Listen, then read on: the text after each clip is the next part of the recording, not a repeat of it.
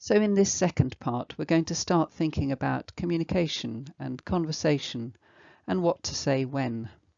In the next slide, I'm going to just read through a scenario, and then later in the session, we're going to think about options for responding. John is an 87-year-old man with dementia. He lives in a care home and has 2 children who are grown up. He can get upset, frequently saying, "I need to go home. My children are waiting for their tea." How might you respond? So the previous scenario is just one example.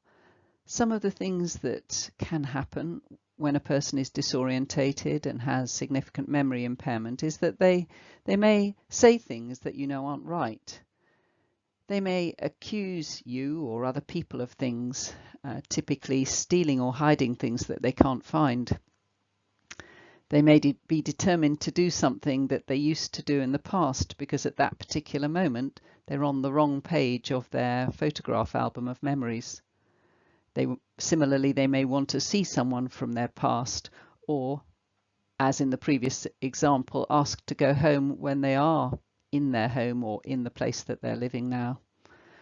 And sometimes they may even fail to recognize you for who you are. So there isn't just one right way of responding in these situations. It's going to depend on so many things, on the person themselves, on the situation, on their mood, on time of day, all sorts of things. But what are the possible options? Well, we could correct the person who says something that's not right. Alternatively, we could distract them. Sometimes we may think that the right thing to do is to go along with them. And the focus here is more on the way that the person is feeling and taking that seriously rather than worrying too much about the facts. And there are even some situations where you might tell, what do we call it, a white lie, a therapeutic lie. So let's look at one at a time. So correcting. Well, it's the obvious response if someone gets something wrong. And certainly it's not always wrong to correct someone with a mild dementia, and you'll know that from the way that they react. So if by correcting them they are relieved and appear to be glad that they've got themselves sorted, then absolutely that's the way to go. On the other hand, if the person doesn't believe you, gets upset, gets angry, then that's a signal for the fact that we need to be thinking about a different way of responding. And quite typically what people might do is to use some form of distraction. So that might be by changing the subject in some way or by introducing an activity. So someone is asking to go home and you say something along the lines of, "Let's just have a cup of tea first," or "Can you give me a hand with?" And that serves to distract from that thought that was in the person's mind in that moment of wanting to go home. Reminiscing is also a really successful way sometimes of distracting. So again, think back to that page in the memory album. If someone is asking for someone who perhaps is no longer alive, asking for their mother, they're quite a number of pages back on their album, so their reality is a time when mum was around. And it may be that just bluntly saying, "No, your mum's passed away," is not going to work at all.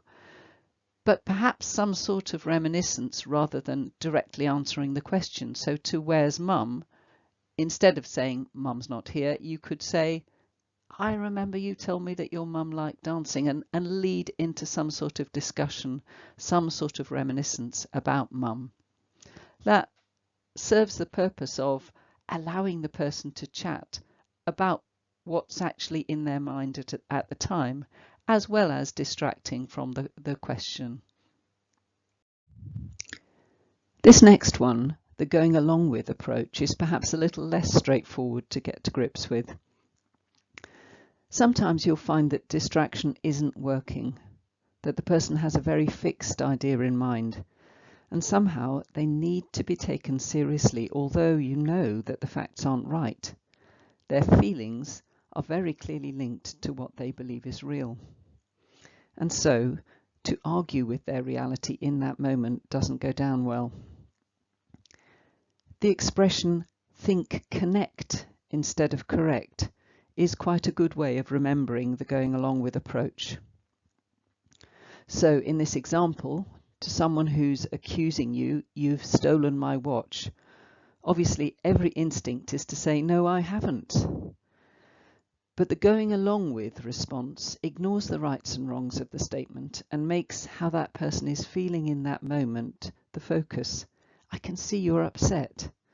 And then going along with in the way of being helpful, so that the person feels supported rather than challenged. When did you last see it? Remind me what it looks like, etc.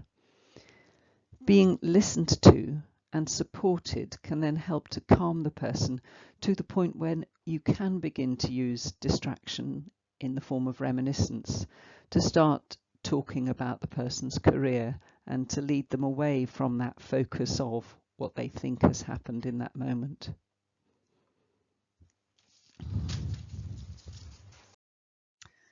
So the option of the white lie or therapeutic lie. This often doesn't sit well with people who really feel strongly that they don't want to lie or not to tell the truth to their relative. But it is important to think of in the light of a dementia and in the light of a person being disorientated and not in the same reality as you. So is it ever okay not to tell the truth? I'm going to give you some examples that I hope will illustrate what I mean. The first is of a lady with quite an advanced dementia who lived in a care home. And from time to time she became convinced that her young children were needing to be collected from school and were waiting for her at the school gates. Well, correction wasn't working. She wasn't on that page of her memory, her photograph album. And certainly distraction wasn't working either. And I think any of you who are parents would agree that if you really thought that your children were waiting to be collected and potentially in danger if you didn't turn up, then you would not be easily distracted from that thought. So what the care home did was they spoke to the family and they found the name of an aunt who sometimes had collected this lady's children. And then they were able to say to her, don't worry, Aunt Dorothy is collecting the children today. They'll be home soon. And the lady was at peace. It's not always wrong to use a white lie in your own best interests too. So an example of this is a gentleman who used to attend a carer support group at the memory clinic where I was working at the time. His wife had a young onset dementia. She was in her 50s. She was very much in denial and really quite anti the memory clinic. So although he could safely leave her at home, he couldn't say, I'm just going down to the memory clinic to a support group. So what he would say was, I'm just popping into work for a couple of hours. And that worked well for him. Are there any risks of not telling the truth? Well, one that I could identify is the fact that we're actually not very good at it.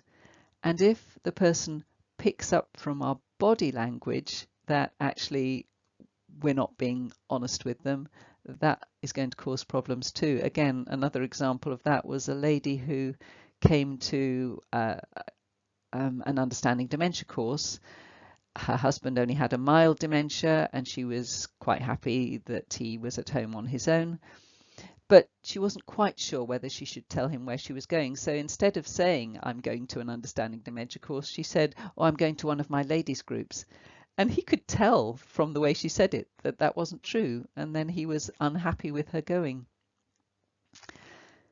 One final example of the white lie was of a gentleman, well, no, it was a lady who came to a day hospital that I worked in at the time. She was really, again, quite disorientated. She tended to think that she was in an airport when she was with us. She'd done a lot of foreign travel in the past. And her son, with whom she lived, reported that when she was taken home on the hospital transport, she was quite distressed for a good half an hour to an hour because she believed that she'd lost her luggage. And we talked through all his different response options and whether to correct her or whether to distract her or whether to go along with her. And actually, he hadn't found any of these options very helpful, but he suddenly announced one week, "Oh, I found a way of dealing with it." He said when Mum arrives and tells me she's lost her suitcase, I say, "Oh, don't worry, Mum, they sent it on ahead. I've unpacked," and she comes in quite happily, and there's no problem. So again, just to invite you to think again, it's always based on respect and an honest wish to work in the person's best interest, but it's not quite as simple as lying is always wrong. We mentioned the Contented Dementia Trust, who are the organisation that came up with that photograph album analogy for memory. There is a book called Contented Dementia that has a lot of information about communication, more than we can cover here. They call it the SPECAL approach, the Specialised Early Care for Alzheimer's, but some of their mantras include not contradicting the person's reality, so we've been talking about that, trying to find answers to repetitive questions like, where's Johnny, thinking Johnny is 8 years old when in fact he's 38, but trying to find answers that make sense to the page of the album that the person is on. So if, as far as that person is concerned, Johnny is 8 years old, then to say that he now lives in Canada and works as a lawyer just doesn't make sense. So according to the SPECAL approach, someone who is significantly disorientated and regularly on the wrong page might do better with being told Johnny's out playing with his friend Sam, if that's what Johnny used to do when he was 8 years old. Another, I think, very useful communication strategy, particularly if you're picking up on the fact that the person's feeling quite low, is to identify an area where you know that they feel the expert, they know a lot, and deliberately switch to that topic if you're getting a sense that they're getting a bit agitated. An example I used from my own father was he'd trained as a cabinet maker, and what he didn't know about wood and joints and that kind of thing was a really useful one, actually, because generally there is furniture around wherever you are. So again, if I felt he was feeling a bit sidelined in conversation and things, I would occasionally try and steer round to that subject, ask him to comment on the strength of a table or that kind of thing. So yeah, identifying an area where the person feels an expert is a useful one to think about.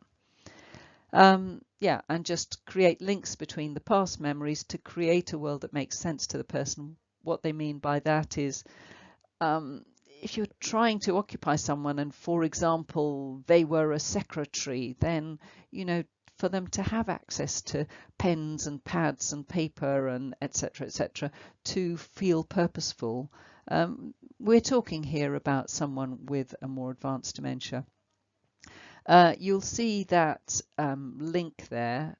We may or may not have time to show it in the presentation, but if you'd like to look it up, it is of Louis Theroux in America, using this sort of approach of identifying an area where the person is an expert. In this case, it's a younger gentleman with dementia living in a care home who was a dentist. And by calling on his expert knowledge, the staff are able to distract him when he is becoming agitated and wanting to leave. So going back to the example of John, the 87-year-old man with dementia that we looked at the beginning, I hope, having gone through the options of correcting, distracting, going along with in terms of taking the feelings seriously and responding to them, or perhaps the therapeutic lie. I hope all of those options have perhaps given you a bit of an idea of how you might respond. And again, there isn't one size fits all. So it may be that John will respond to being corrected. I suspect not, because if he's in a care home and he's on the page of his memory album that he appears to be on, he probably would struggle to accept an orientating response. But he may respond well to a bit of distraction, particularly if it's talking about his children. How many children do you have? How old are they? What school do they go to? Where have they been today? That kind of thing. That might be enough to be leading the John into some chat which serves to distract from that sense of he needs to be going and doing something. On the other hand, he may need a little bit more acknowledgement of his feelings in terms of the going along with and sort of acknowledging his upset. I can see that you're really worried. Children are a big responsibility, aren't they? And we need to be there for them. And you don't want anything to stop you from doing that. Maybe asking about the children, maybe asking where do you live, how long will it take you to get there, what kind of things do they like for their tea, and hopefully by approaching it in that way you'll ultimately be able to move more into a distracting, reminiscing type approach. Or alternatively, like in the example of the lady in the care home, it may be that a little white lie, something along the lines of, oh, don't worry just now, the children aren't going home for tea today, they're going to cousin so-and-so's, you don't need to go just now, or whatever the chosen response might be based on speaking to the family and knowing about the person's history. So that's the end of the second section. I'm sure there are going to be lots of questions and discussions, so we'll take a break now to talk some more.